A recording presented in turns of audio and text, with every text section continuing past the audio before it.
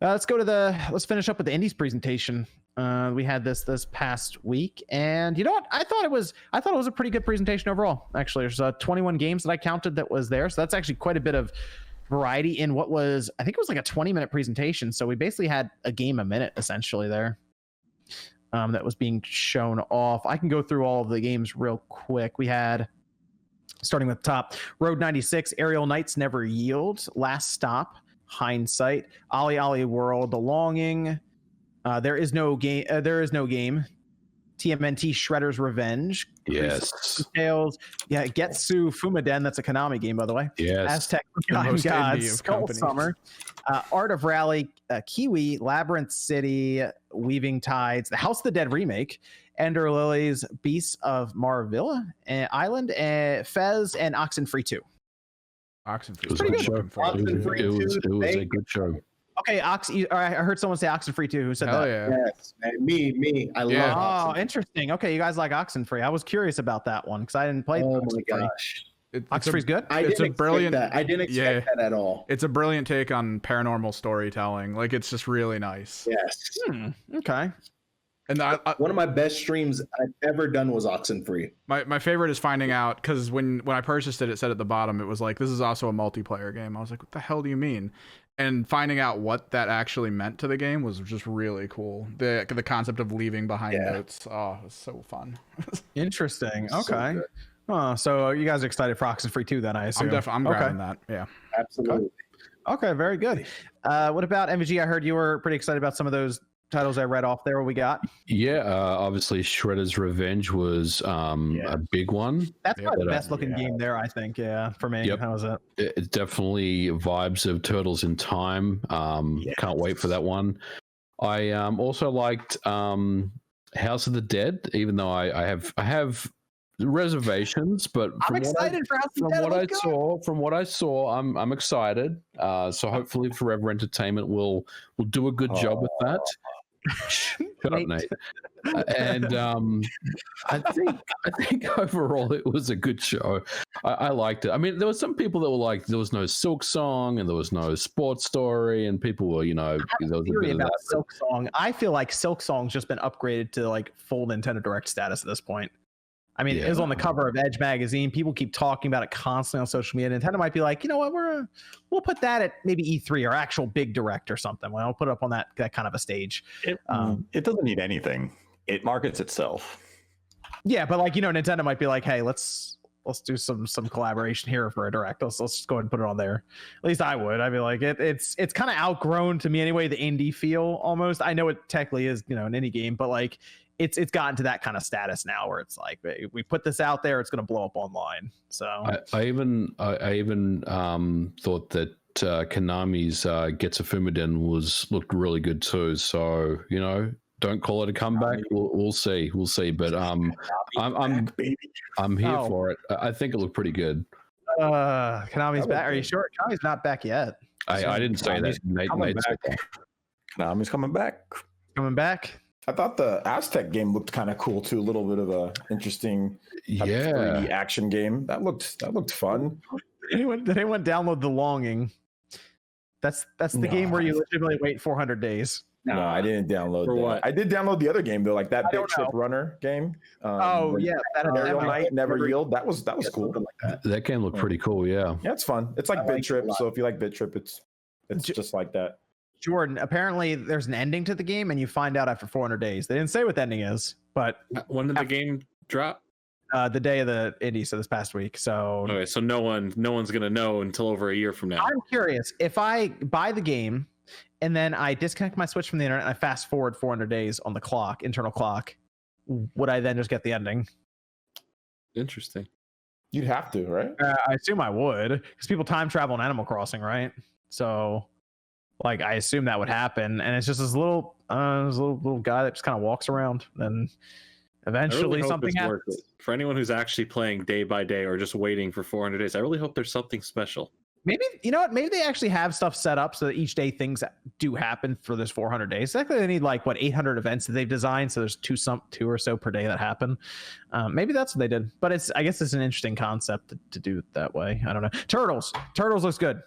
Yes. Turtles is awesome.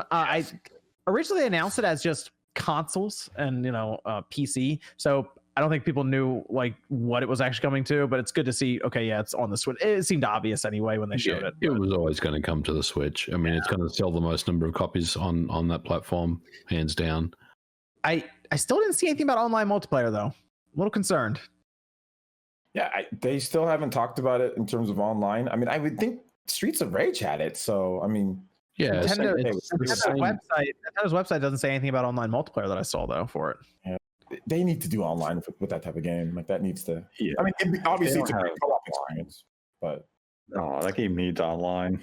Yeah, it really does. But I like what I saw there. It looks good visually. They had this parts where they throw the foot soldiers at the screen, just like from Turtles in Time. So there's probably gonna be a boss around that, and it looked like something I played, back in the 90s, but like brought up to modern times. So I'm on board with that fully. And it's the people who developed Scott Pilgrim vs. the World, the game. So yeah, I'm immediately buying that. No questions asked there. The animations too. Did you guys notice the different type of combo system in there? Like if you look carefully at that trailer again, look at the variation in terms of what the Turtles can do. It's more in depth than what you would think just by a Turtles game. Even their running animations, they have subtle differences. I mean, you can tell they've put a lot of care and attention into this, and I love it. Absolutely like Mikey's fighting style is like kind of crazy. Like you see like this different type of stuff that he does compared to like Donatello and Leonardo that are more like form, and then Raphael's kind of like more brute. Like they styled it for each turtle. So if you grew up back then playing, I mean, it's like a no-brainer, playing these games. So even if you're new though, I think there's a lot of attention and care put into it as like a Super Turtles fan back in the day. That was like the game, from the, I even played the crappy NES one, that first NES one with they all had the red headbands, but then they were, that game sucked, but I still played it like crazy, so arcade game, Turtles in Time. So this one looks like it's going to be as good as like the arcade game and Turtle. It looks that good, if not maybe even better, but we got to get it first. So online, please. Okay, and then I think the other big one a lot of people pointed out was House of the Dead remake. That was part of the montage, by the way. That was pretty quick, and then they put out a trailer afterwards. It looks better than I was expecting it to look, is what I'll say right now. But Forever Entertainment is the monkey's paw of gaming. They give you a franchise you want, and they screw up something with it. And this is House of the Dead. This was a light gun game. It's on the Switch. We don't have a light gun. How is this game going to control? Is it going to have gyro aiming? Are we going to touch the screen? We're just talking about the Link's Awakening, the Link's crossbow training zapper. I mean, we could use that, right? No. Hold on, everyone was all on board for Link's. Like, he's right. Everyone was all on board, and I was like, nah, you can leave that one behind. All of a sudden, why can't you use a Joy-Con? I never voiced any support of that. Why can't you use gyro? Why can't you just use gyro to play the game? It's just unreliable. I do agree. They will have to figure out controls. I mean, like both in handheld and in docked mode as well. Don't forget. So that would be interesting to see what they come up with. How would that work in handheld mode? Yeah, and then the Switch Lite, right?